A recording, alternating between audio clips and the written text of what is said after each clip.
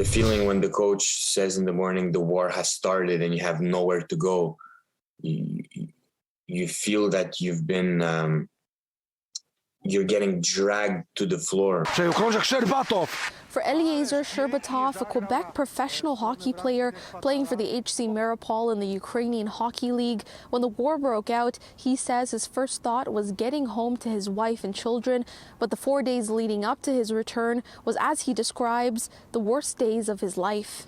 You know, I'm crying, and I cannot tell her that, hey, I might not come back home. It's like you cannot give that stress, and at the same time, you cannot give yourself a stress. So I told her, like, I love you. I will be back soon. Sherbatov, in a hotel in Druzhkivka for a game, was awoken at 5 a.m. by the sounds of bombs exploding. And that you're in between two armies and you have nowhere else to go. Turning to Canada first for help, where he got a generic message telling him to go to a bomb shelter, he eventually contacted the Israeli embassy, of which he also holds a passport. With the last ticket that day, he boarded a train to Lviv, describing it as waiting for death. We're passing through 3 cities where there's, you know, attacks from both armies, and it's not like one guy shooting, it's thousands.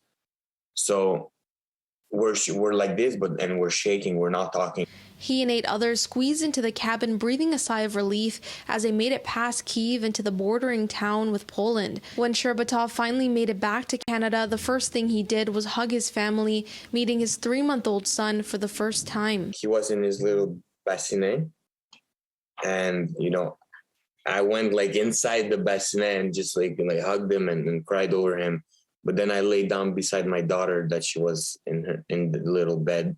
Sherbatov saying he's constantly thinking of the teammates he left behind and the millions in the battle zones, praying for them. He's now writing about his experience in an upcoming book, something he says is important to share with others, especially his children. I had this thought that, you know, this whole 4 days that I might not make it because I have a book that's going to be written and I already have my legacy. So my kids will remember me. And that's in my thought, that I'm not going to make it, but I have my book so my kids will remember me. In Montreal, Felisha Adam, City News.